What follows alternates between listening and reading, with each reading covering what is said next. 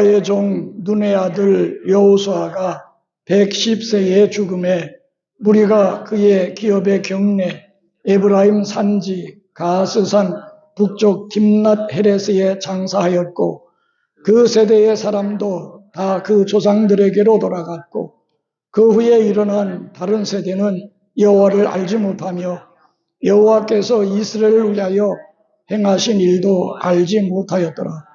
이스라엘 자손이 여호와의 목전에 악을 행하여 바알들을 섬기며 애굽 땅에서 그들을 인도하여 내신 그들의 조상들의 하나님 여호와를 버리고 다른 신들 곧 그들의 주위에 있는 백성의 신들을 따라 그들에게 절하며 여호와의 진노하게 하시되 곧 그들이 여호와를 버리고 바알과 아스다롯을 섬겼으므로 여호와께서 이스라엘에게 진노하사 노략하는 자의 손에 넘겨주사 그들이 노략을 당하게 하시며 또 주위에 있는 모든 대적의 손에 팔아 넘기심에 그들이 다시는 대적을 당하지 못하였으며 그들이 어디로 가든지 여호와의 손이 그들에게 재앙을 내리시니 곧 여호와께서 말씀하신 것과 같고 여호와께서 그들에게 맹세하신 것과 같아서 그들의 괴로움이 심하였더라.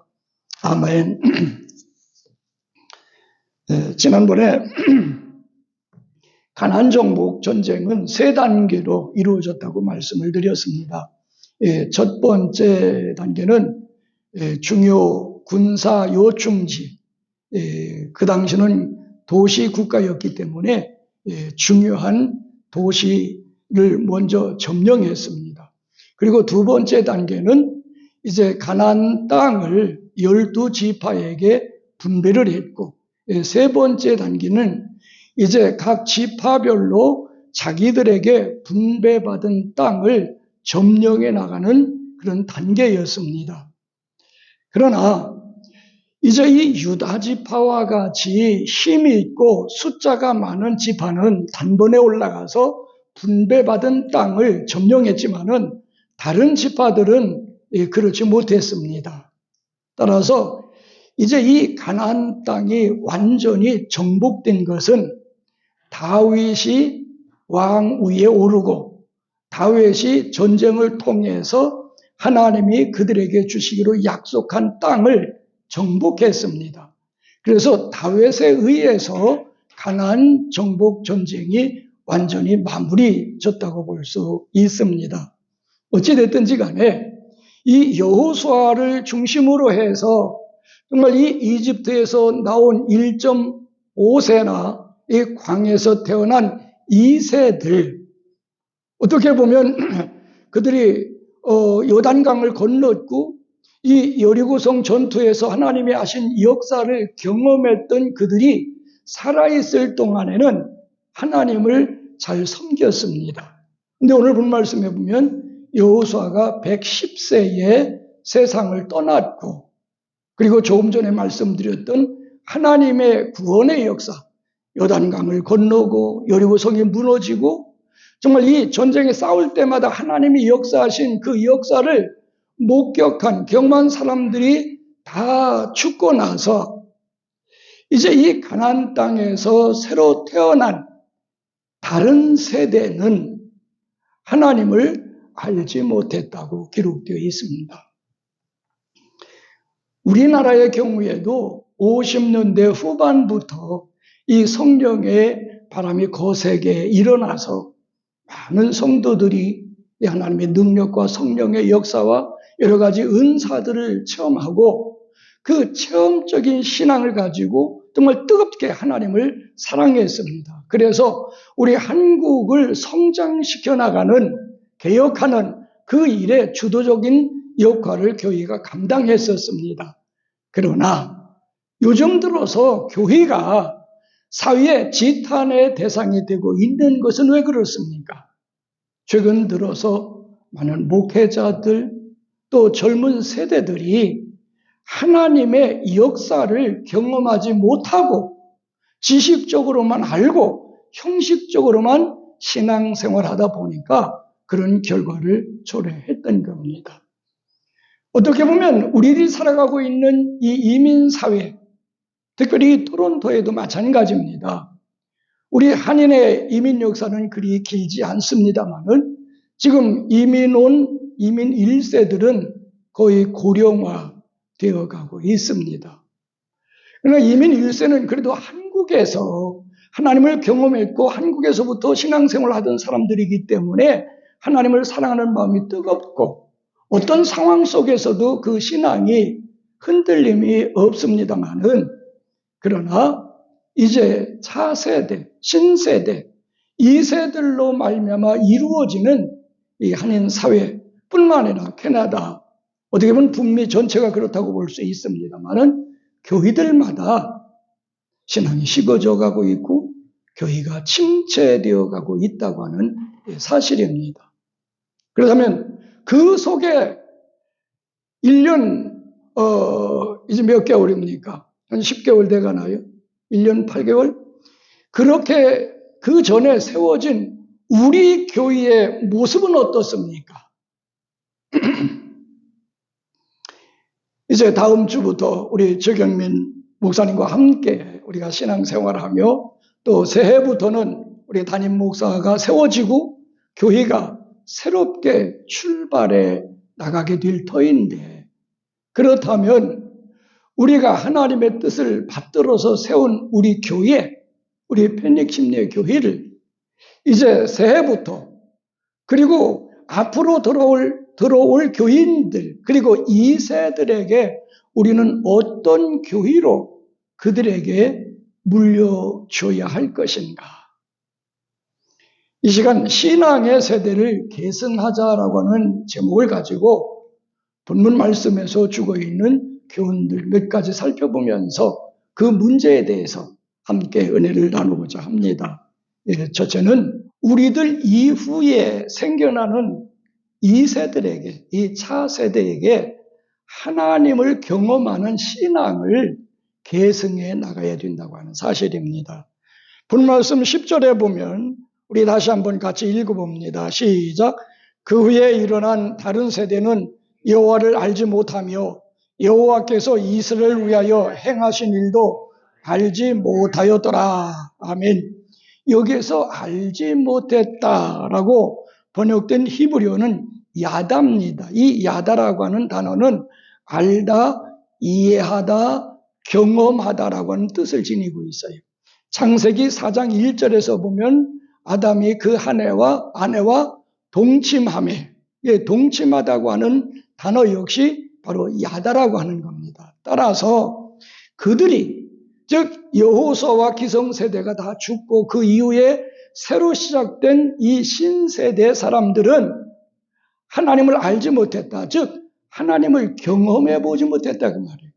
하나님을 만난 적도 없고 하나님의 구원의 역사 속에 그들이 참여한 적도 없고 하나님이 하시는 그 일들을 그들은 전혀 경험해 보지 못했다고 하는 사실입니다. 사무엘서 3장 1절에 보면 그렇게 기록되어 있습니다. 아이 사무엘이 엘리 앞에서 여호와를 섬길 때에는 여호와의 말씀이 희귀하여 이상이 흔히 보이지 않았더라. 이것이 그 시대의 영적인 상태입니다. 여러분, 사무엘은 어떻게 보면 이스라엘의 마지막 사사입니다. 그러니까 사사 시대죠. 그러니까 그 시대에 이상이 하나님 말씀도 희귀했고 그리고 이상이 보이지가 않았어요. 그러니까 하나님의 역사가 전혀 나타나지 않았다고 하는 것입니다. 그렇기 때문에 그들이 하나님을 경험할 수가 없었던 것입니다. 오늘날 우리 한국에서도 이제 용어가 달라졌더라고요. 성령의 나타남, 그러니까 성령의 은사라든지 성령의 역사하심에 대해서 이제 부흥을 하면서 성령의 나타남이라고 하는 그런 표현으로 바뀌었습니다만은 요즘 한국 사회는 어떻습니까? 이 성령의 역사를 강조하고 또 은사를 말하다 보면 신사도 운동이라고 매도됩니다. 그렇기 때문에 어떤 면에서 이제 이 한국 교회에서, 한국 사회에서 이 성령 운동이라든지 성령의 역사라든지 이 하나님의 강력한 역사를 말하거나 우리가 구경하거나 아니면 그 일을 체험하기가 힘들어졌다고 하는 사실입니다. 우리가 살아가고 있는 캐나다 더 심각하다고 볼 수 있습니다. 우리 교회도 마찬가지입니다만은 대부분의 교회들이 렌트 교회다 보니까 자기 시간들이 별로 없어요. 그렇죠? 그렇기 때문에 한국처럼 기도 많이 하지 못하고 또 성경 공부 열심히 하지 못하고 어떤 면에서 이 신앙이 뜨거워지기가 매우 힘든 게 우리 이민사회의 현실입니다. 그렇다면 그 속에 있는 우리 교회는 어떻게 앞으로 개성되어 나가야 하겠습니까? 아무리 상황과 형편과 조건이 힘들고 어렵더라도 우리는 정말 우리의 기도가, 저나 여러분의 기도가 더욱더 뜨거워지기를 주님의 이름으로 축원합니다. 왜냐하면 기도의 현장에 하나님이 함께 하시고 역사하실 뿐만 아니라 기도하는 사람만이 하나님의 역사를 경험할 수 있기 때문입니다. 어제 우리 최경민 목사님하고 저녁 식사를 함께 나누면서 이야기를 들었는데 이제 지금 두 잡을 가지고 일하고 있습니다. 근데 12월 달부터 이제 정식 직원이 돼서 월 4,600불 페이를 받기로 결정이 됐다고 그래요. 그러나 우리 교회 담임 목사로 청빙을 받고 이제 12월 달부터 그 직장을 그만두기로 이제 노티스를 줬다고 합니다. 왜냐하면 이제 이 목회 어떻게 보면 마지막으로 삼고 기도하고 그리고 말씀 연구하는 일에 생명을 걸겠다고 그 좋은 직장 포기했습니다. 따라서 이제 우리도 저나 여러분도 그 목사님과 더불어 보조를 맞추어서 정말 기도하는 우리 교회로 세워나가야 될 줄 압니다. 그래서 우리가 기도로 뜨거워질 때 예수 믿지 않는 사람들 처음 온다 할지라도 우리의 기도의 열기에 의해서 그들이 녹아지고 고꾸라지고 정말 깨지고 회개하는 역사가 그런 영적인 분위기가 이루어져야 되는 겁니다. 그래서 생명력 있는 교회가 되어지고 은혜 있는 교회가 되어지고 능력 있는 교회를 우리는 개성해 나가야 될 줄 압니다. 그 다음에 두 번째로 우리가 이제 차세대에게 어떤 것을 계승해야 하느냐 하면 하나님을 경외하는 신앙, 하나님을 두렵고 떨리는 마음으로 섬기고 사랑하는 신앙을 우리의 후세들에게 계승해 나가야 되는 겁니다. 본문 말씀 12절 우리 같이 한번 다시 읽어봅니다. 시작. 애굽 땅에서 그들을 인도해 내신 그들의 조상들의 하나님 여호와를 버리고 다른 신들 곧 그들의 주위에 있는 백성의 신들을 따라 그들에게 절하여 여호와를 진노하시게 하였으되 여기에서 버리고로 번역된 히브리어는 아자브인데 이것은 떠나다, 버리다, 남겨두다, 저버리다, 두고 가다라고 하는 뜻을 지니고 있습니다. 그러니까 하나님을 경험해 보지 못한 다른 세대는 하나님을 경험해 보지 못했기 때문에 하나님을 알지 못했기 때문에 하나님을 버려두고 눈에 보이지 않는 하나님을 이젠 저버리고 눈에 보이고 손에 잡히는 다른 우상들을 섬기기 시작했다고 하는 사실입니다. 여기에 보면 본 말씀에 보면 그들이 그 당시 섬겼던 그 우상은 바알과 아스다롯이라고 기록되어 있는데 이제 이 가나안 신화에 따르면 이 바알은 엘신의 아들로서 이제 엘이라고 하는 것은 신이라고 하는 뜻입니다만 어찌됐든지 그들에게는 엘신이 있었어요. 엘신의 아들로서 하늘의 비를 주관하고 또 이 땅에 이 풍요, 다산이라든지 이 풍요를 관장하는 신입니다. 그리고 이 아스다롯은 아낫이라고 하는 여신이 있었고, 그 다음에 이 발의 엘신의 아내가 있었는데 그 아내가 아세라입니다. 많이 들어보셨죠? 그러니까 이 아낫과 아세라와 아스다롯은 가나안 지역에 있던 3대 여신이었어요. 그러니까 하나님께 택함을 받고 구원받고 하나님의 은혜 가운데 살고 있던 이스라엘 백성들이 하나님을 경험하지 못하다 보니까 주변에 있는 3대 여신 그리고 바알을 섬기기 시작했다고 하는 것입니다. 이사야서 42장 8절에 보면 하나님께서 그렇게 말씀하고 계십니다. 같이 한번 읽어봅니다. 시작. 나는 여호와니 이는 내 이름이라. 나는 내 영광을 다른 자에게 내 찬송을 우상에게 주지 아니하리라. 아멘. 하나님이 가장 싫어하시는 것이 바로 우상 숭배예요. 그러나 하나님을 경험하지 못한 세대는 하나님이 가장 싫어하는 짓을 하고 있다 그 말입니다. 그런데 디모데후서 3장 1절에서 5절에 보면 이 말세에도 3대 신이 있어요. 어떤 신이 있냐? 거기에 보면 말세가 되면, 고통하는 때가 되면 사람들이 자기를 사랑하고, 그러니까 하나님보다 더 사랑하는 게 우상입니다. 그러니까 자기 자신이 우상이에요. 그리고 또 뭘 더 하나님보다 사랑합니까? 돈을 더, 재물을 더 하나님보다 더 사랑하고 있는 겁니다. 그 다음에 세 번째는 뭡니까? 육신의 쾌락입니다. 이것이 현대인들의 3대 우상이에요. 자기와 돈과 쾌락.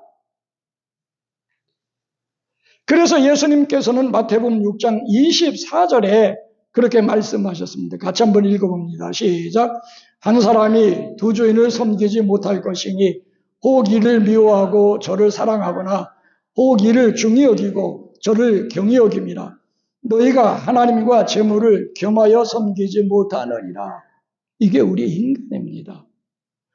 하나님과 우상, 즉 내 자신이나 돈이나 쾌락, 이걸 똑같이 사랑할 수 없다 그 말이에요. 그렇기 때문에 열왕기상 18장에 보면 엘리야가 이스라엘 백성들에게 그렇게 말합니다.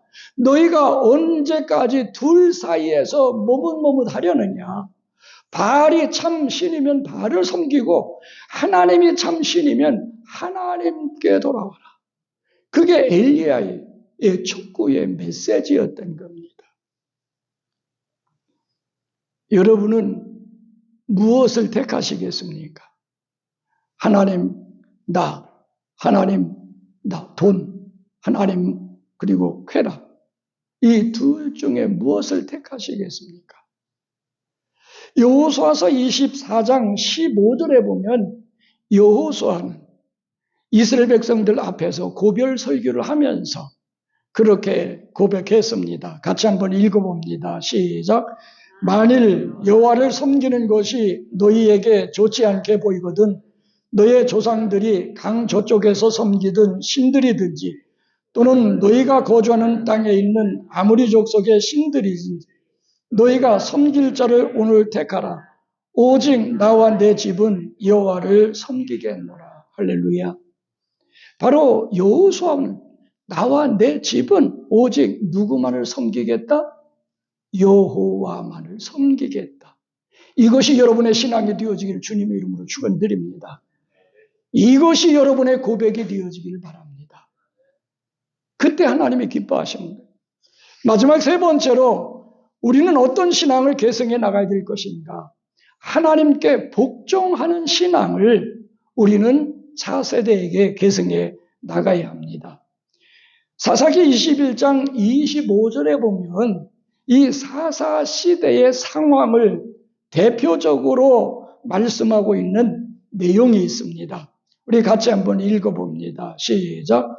그때에 이스라엘에 왕이 없으므로 사람이 각기 자기의 소견에 옳은 대로 행하였더라. 여기에서 이스라엘에 왕이 없었다고 하는 것은 여호수아 이후에 일어난 다른 세대는 여호와 하나님을 자신들의 왕으로 인정하지 않았다는 거예요. 하나님의 왕 되심을 거부했다고 하는 얘기입니다. 왜냐하면 이스라엘이라고 하는 국가는 이제 이 시내산 언약을 통해서 이루어진 신정 통치 국가입니다. 하나님이 이스라엘 백성들과 함께 계시면서 하나님이 그들을 다스리는 그런 국가였어요. 열방과는 달랐던 것입니다. 그런데 이제 이 이스라엘 백성들, 즉 차세대는 그 하나님을 경험하지 못했기 때문에 하나님을 경외하는 마음이 없어요. 그런 믿음이 없어요. 그러니까 하나님의 통치를 거부한 겁니다. 하나님 말씀 순종하는 것을 그들이 거절했다고 하는 사실입니다. 그러니까 하나님의 왕되심을, 하나님의 다스리심을, 하나님의 주권을 그들 스스로가 인정하지 못하다 보니까 누가 왕 노릇을 해요? 자기가 왕 노릇을 해요. 자기가 주인 노릇을 해요. 그래서 자기들의 무엇에 옳은 대로 행하였더라? 자기들의 소견에 옳은 대로 행하였더라. 이 소견이라고 하는 히브리어 아이는 바로 눈이라고 하는 뜻을 지니고 있습니다. 그러니까 눈에 보기 좋게, 즉 좋게 보여지는 대로, 어떻게 보면 자기 생각대로 살았다고 하는 사실입니다. 그것이 어떻게 보면 사사시대 약 350년간의 그들의 신앙과 삶의 모습이라고 볼 수 있습니다. 우리가 대표적인 예는 룻기서에 나와 있습니다. 이 룻기서는 사사시대에 이루어졌던 한 가정의 이야기입니다. 거기에 보면 베들레헴 에브라 땅에 바로 엘리멜렉이라고 하는 사람이 살고 있었습니다. 이 엘리멜렉이라고 하는 이름은 나의 하나님은 왕이시다라고 하는 뜻을 지니고 있어요. 즉, 이 엘리멜렉은 하나님을 자신의 왕으로 모시고 통치를 받으며 살던 사람이었어요. 어디 사람이라고 그랬어요? 베들레헴이라고 그랬어요. 베들레헴이라고 하는 지명은 떡집이라고 하는 뜻을 지니고 있습니다. 예수님이 어디에서 태어나셨죠? 베들레헴에서 태어나셨어요. 왜? 생명의 떡으로서 하늘에서 내려온 산떡이시기 때문에 바로 베들레헴에서 태어나셨던 것이죠. 그 다음에 에브라시라고 하는 것은 다산이라고 하는 뜻도 지니고 있습니다만은 풍부하다, 풍성하다라고 하는 뜻을 지니고 있어요. 따라서 이 엘리멜렉이 하나님을 자신의 왕으로 삼고 하나님의 통치를 받으며 살아갈 때는 떡이 풍성한 삶을 누렸어요. 은혜가 충만하고 모든 것이 풍성한 삶을 누렸는데 다른 사람들처럼 하나님의 통치를 거부하다 보니까 그 땅에 흉년이 들었어요. 베들레헴에 흉년이 들었습니다. 그렇다면 그 흉년 때문에 잘못을 깨닫고 돌이켜 회개해야 될 텐데 자기 소견에 옳은 대로 행하다 보니까 회개하지 않고 돌이키지 않고 어디로 내려갔습니까? 모압으로 내려갔어요. 이 모압과 암몬은 영원히 여호와의 총회, 즉 이스라엘 공동체에 들어올 수 없도록 제한한 그런 부도덕한 죄악된 저주받은 족속입니다. 그런데 하나님을 왕으로 삼고 살던 이 엘리멜렉이 그 나라로 이민 갔던 것이죠. 결과는 어떻게 됐습니까? 자기 자신이 죽었어요. 그 후 10년 뒤에 두 아들 말론과 기련마저 죽었던 겁니다. 세상을 떠났어요. 그러니까 자기 소견대로 행했던 엘리멜렉의 실수가 정말 하나님을 경외하고 하나님께 복종하는 신앙을 자식에게, 자녀에게, 차세대에게 계승했던 것이 아니라 어떻게 보면 저주와 죽음을 계승한 불운행한 주인공이 되었다고 하는 것입니다. 우리는 이러한 사실을 통해서 무슨 일이 있더라도 우리가 낳은 자녀들, 이제 우리 교회가 앞으로 이어갈 차세대들에게 하나님을 경험하는 신앙, 그리고 하나님을 경외하는 신앙, 그리고 하나님께 전적으로 복종하는 그런 신앙을 계승해 나가야 될 줄 믿습니다. 결론적으로 말씀을 드립니다. 여러분, 모세는 여호수아 같은 훌륭한 지도자를 양성해서 그 이스라엘 백성의 역사를 계승했어요. 그러나 안타깝게 여호수아는 물론 가나안 정복 전쟁에 몰두하다 보니까 그럴 수 있습니다마는 여호수아는 후계자를 양성하지 못했어요. 여호수아가 죽자마자 이스라엘 백성 다른 세대는 하나님을 떠나서 우상 숭배에 빠졌던 겁니다. 원인이 거기에 있습니다. 그렇게 시작된 사사시대, 엘리 제사장은 어떻습니까? 두 아들 홈리와 비느하스에게 제사장 직분은 계승했지만은 하나님을 경험하고 하나님을 사랑하고 그의 말씀에 순종하는 그 신앙을 계승하지 못했어요. 결국 어떻게 됐습니까? 두 아들 전사도록 만들었죠. 법궤는 블레셋에 빼앗기고 실로 성소는 불에 타 없어지는 그 비극이 초래됐습니다. 그 이후에 사무엘이 이어서 제사장이 되고 선지자가 되고 이스라엘의 사사 역할을 감당했습니다. 어떻게 보면 사무엘은 훌륭한 사람이었습니다. 하지만 사무엘 역시 두 아들들에게 사사의 직분은 계승했지만은 이 세 가지 신앙을 계승하지 못했어요. 그래서 그의 아들들이 돈을 받고 판결을 굽게 해줌으로 말미암아 백성들이 참다 못해서 야 이제는 우리에게 왕을 세워달라고 왕정을 요구하기에 이르렀던 것입니다. 우리가 이런 역사를 보면서 정말 우리의 가정이, 우리의 교회가, 이 이민사회가 신앙을 계승해 나가는 것이 얼마나 귀한가 하는 사실을 우리는 깨달아야 됩니다. 따라서 이제 새해부터 우리 담임 목사님을 모시고 함께 이제 신앙생활하는 우리 영적인 공동체, 주님의 몸이요. 정말 우리가 각 지체로서 구성된 우리 패닉침례교회가 정말 우리가 기도하고 정말 말씀에 사로잡히고 성령으로 충만해서 바로 이제 앞으로 우리 교회에 들어와서 신앙생활하는 그들에게 이와 같은 신앙을 계승해 나갈 수 있는 좋은 교회, 복된 교회, 하나님이 기뻐하시고 하나님이 쓰실 만한 교회가 되어지고 여러분이 되어지기를 주님의 이름으로 축원드립니다.